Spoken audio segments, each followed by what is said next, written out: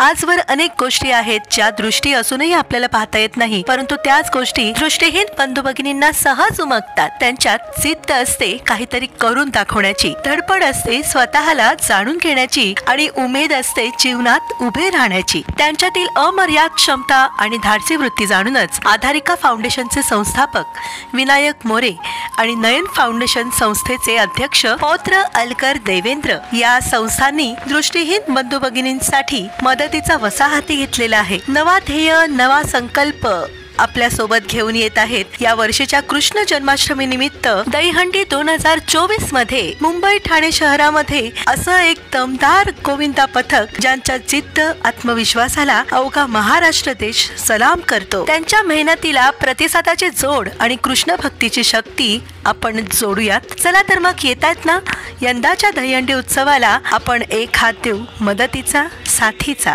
मुंबई आणि ठाणे उपनगरांमधल्या प्रमुख मानांच्या दहीहंडींमध्ये येत्या मंगळवारी 27 ऑगस्टला गोविंदा रे गोपाळा, गोविंदा रे गोपाळा.